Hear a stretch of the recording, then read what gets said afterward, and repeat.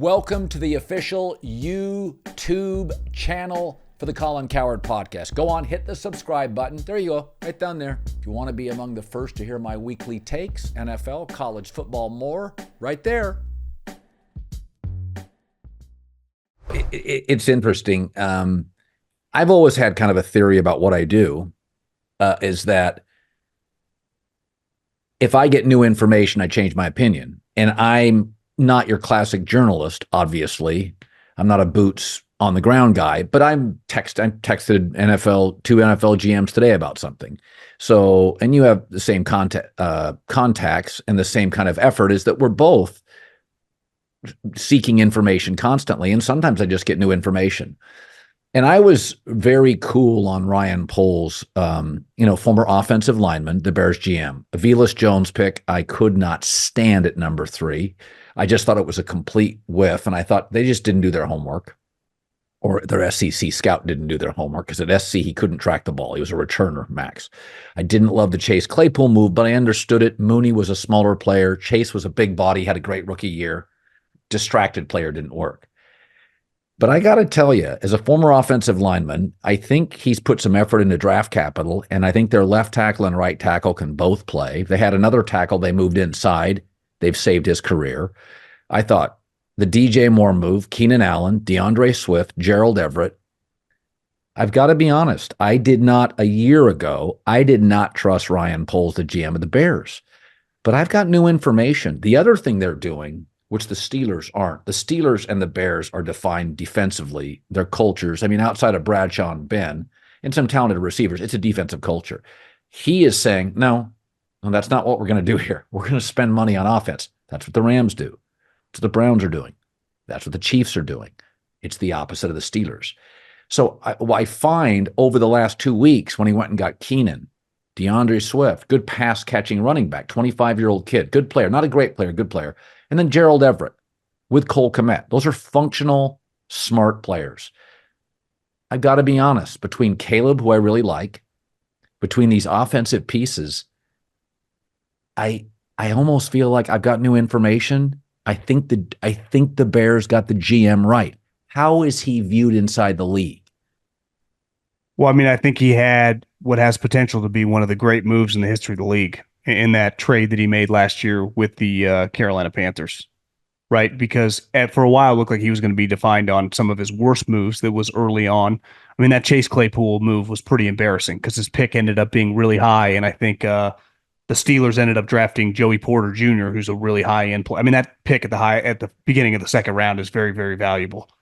But that Carolina Panther trade, truly was a game changer. And if Caleb, he does not have to become Patrick Mahomes. If he just is a top 10 NFL quarterback, which would be probably the best quarterback in the history of the franchise, it would change their franchise forever. And he took advantage of a team and an owner who was desperate and cleaned up, right? And he also added one of their best players who was under contract in DJ Moore. Because my first thought last year when they traded for Sweat, I'm like, God, that's a little much. Well, then they immediately got him. They started winning games. Their defense was better, so their draft pick actually ended up not as bad. They got him under contract. Actually, that aged pretty well. I had to kind of eat that. I was like, well, that's not as crazy as it looked. So, yeah, when you work for Andy and Veach and John Dorsey, he was around a lot of high-level people for a while. And I think it's fair. I'm sure you would agree, and you've done this, just like most people. Every human being makes bad business decisions. Most people's are not public. As a GM, every move you make is very public, right? So you're going to have bad ones, but it doesn't have to define you if your great moves are awesome. Joe Douglas has had some really good moves for the Jets, but his quarterback moves so far have just not worked out, and it's going to ultimately get him fired if they don't work.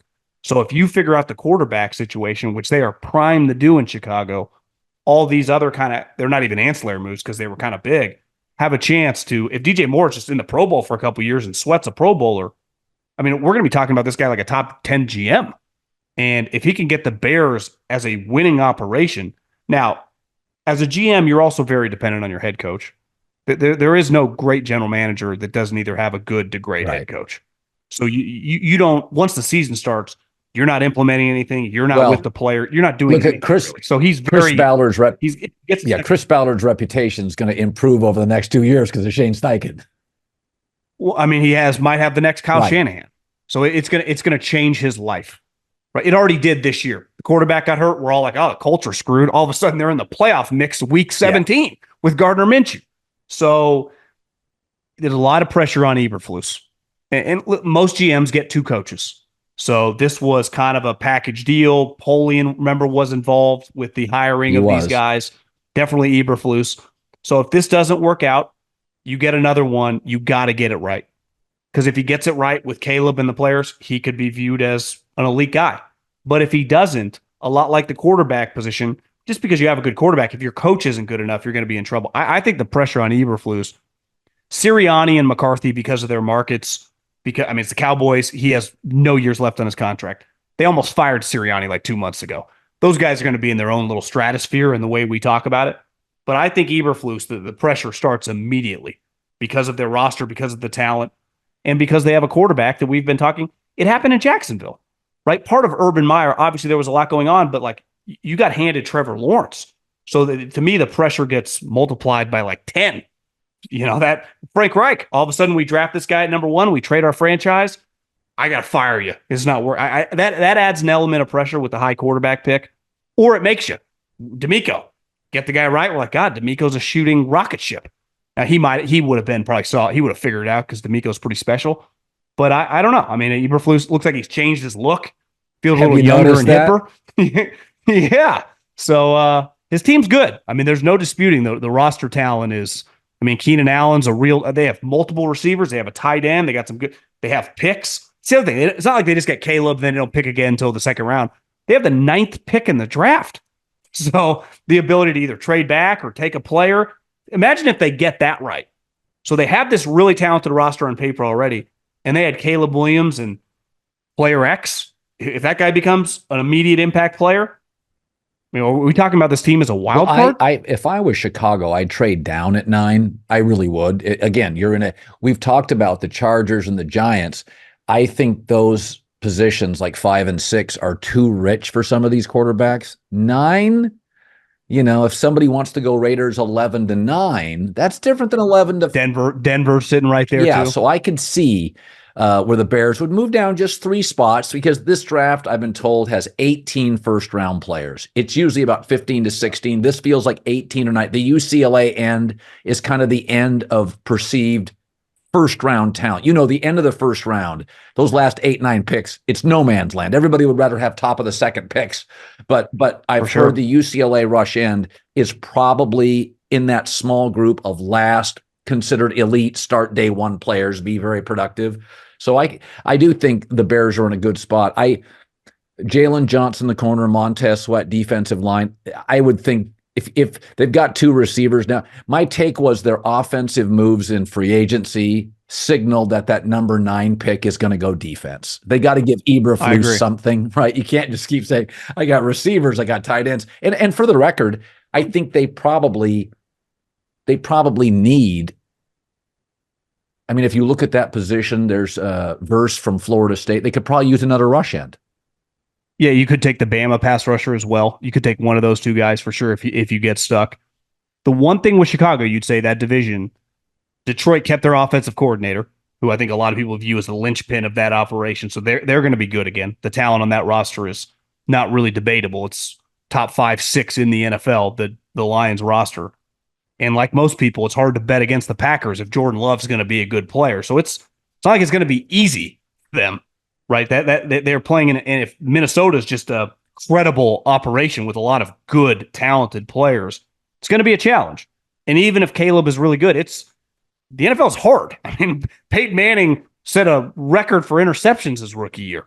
So it's just the pressure that comes along with it. Now, Caleb, like a lot of guys in recent memory, has been under the spotlight. He's used to it. He's used to getting paid, so the money shouldn't overwhelm him. But when's the last time the Bears had this much pressure / interest going into this? It's probably 15 plus years ago. When's the last time they had this much offensive talent? When's the last time the Bears had a legitimate star number 1 receiver and a legitimate star number 2 receiver? That's just not that, and a star quarterback. I couldn't tell you the last time he had Jay Cutler. Didn't he have Alshon Jeffrey? Yeah, he had Alshon. They had Brandon Marshall for a minute. They had those 2 guys. They were solid. They were a real team, and that's kind of what this. But Jay, by that time, was a veteran player. Played. Caleb's been in Lincoln Riley's offense. There is a little bit of a jolt. You know, you get Waldron runs more of the Shanahan operation. There's time to just get used to playing in a system where you're probably under center a little more. Now, part of it is as an offensive coordinator, you're not going to force him to do things he doesn't want to do, but you also have to kind of find a middle ground. So I'm fascinated. I like you said, Ryan Poles, I give him an A+ for about the last 12 months. He's been kicking ass and taking names. I think he's done a really good job. And that's just one of the things I believe to be true. Like, I never understood. Listen, you could criticize me all day long, but it's like I change my position all the time because I get new information. The other thing I think is funny about being in a public job, whether you're a quarterback or a mayor or a talk show host, things that look like a hot take end up not being a hot take. I mean, if I'd have told you a year before it happened, Kevin Durant's going to go to the Warriors, you'd be like, what are you talking about? Oklahoma City's a finals level team. And, you know, if you just said, you know, Sean Payton's going to take that Denver job. I mean, I remember when he took it, he wouldn't talk to me the last couple of days when the rumor got out. And I'm like, he wanted the Chargers job. He didn't want that Russell Wilson thing. That's not going to, there are so many situations that I would have said 10 years ago, it's a hot take. Like, I didn't get JJ McCarthy at all. And then all of a sudden I got two people from the combine. One said, yeah, we just talked to him at the whiteboard. She was unbelievable. And I was like, oh, that's what I heard about Baker before he went one. And then all of a sudden I saw 21 extra pounds show up. So the JJ McCarthy stuff is kind of one of these, if you'd have said it a year ago, there's going to be a wild pursuit of JJ McCarthy to be a top 5 quarterback. A year ago, I would have been like, you're out of your mind. He's skinny. A year ago, I would have said watching the Penn State game, 4 months ago. Like, you're nuts. The Ohio State, he made some plays against Ohio State and Alabama, but you never watched that. But here's the thing. When you draft a guy, you're not really just thinking about week one, right? You're really thinking about 2027, 2028, 2030. You're thinking about him being your quarterback for a decade plus. He just turned 21 years old. For example, Will Levis is going to be 25. Right. So it's like the age matters. What he was asked to do matters. I saw John Lynch talk to the press today, and he's like, I wanted to go to the USC Pro Day. And he's like, one of my main scouts is like, don't waste your time. Go to the Michigan Pro Day. They have 18 players. We ain't taking Caleb. Go watch the talent. So he played on a team, Colin, that is going to set potentially the NFL record for players drafted in one individual draft. They already set the combine record. That they said 6 offensive linemen. Only 5 guys can play. I don't even know how that's possible. Right. But that shows you, it's like USC. Matt Castle's getting drafted. He's not even taking a snap. Shows you the talent's at a different level. Well, when I out-talent most people, I don't need to be playing like Lincoln Riley and that, try to score 45 points. That's not how Harbaugh's ever played. So I think you start, judging him on the context of everything and character and all the intangible stuff. Let's face it, it doesn't matter as much as the other positions. Jalen Carter has a ton of red flags. He's a 6'5", 320-pound interior rusher. He was never falling out of the top 10. If a quarterback had those, I don't care how talented he is, he's not getting drafted high. He's just not. So wide receivers, defensive linemen, people we'll figure it out. So that quarterback Marvin matters. Harrison Jr., I think, benefits from his dad's very sort of quirky personality. His dad, it's very well known. I've never even heard the guy talk, his dad or Marvin Harrison So Jr. it was very well under. I mean, I had a source tell me, I've had 2 sources, once when he was playing and once recently talking about Marvin Harrison's dad. Like, he didn't, after practice, sometimes he wouldn't shower in the facility. He would literally go home. Yeah. He didn't hang out with the players. So he was an oddball. Like, first of all, he only played on one side of the field with Peyton Manning. He was sort of kind of a rigid personality. There was a story about gun charges, Philadelphia, murder. I mean, there's a lot of shit out there. So his son goes to the combine. He won't do a pro day. He won't go to the combine. And my takeaway is, well, his dad, you can watch him play. He just doesn't look like anybody else. I love Rome Odunze, but he doesn't have quite the explosiveness. The kid out of LSU is good. He doesn't quite have Harrison's he's like Calvin Johnson. I just don't see any holes. And the truth is, Ohio State does a good job with receivers, and his dad is probably giving him all sorts of insight.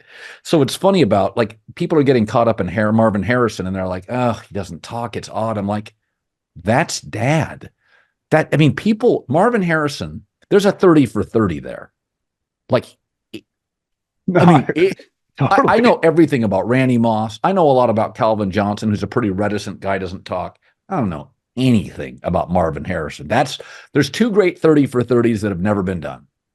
Michael Jordan's Wizard years, they were that won't get done either.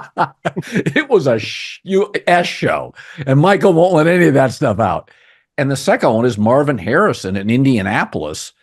I mean, he was he was on the team, but players would tell you he just wasn't one of the guys like at all. So that's his son. So I kind of chalk it up to like father, like son.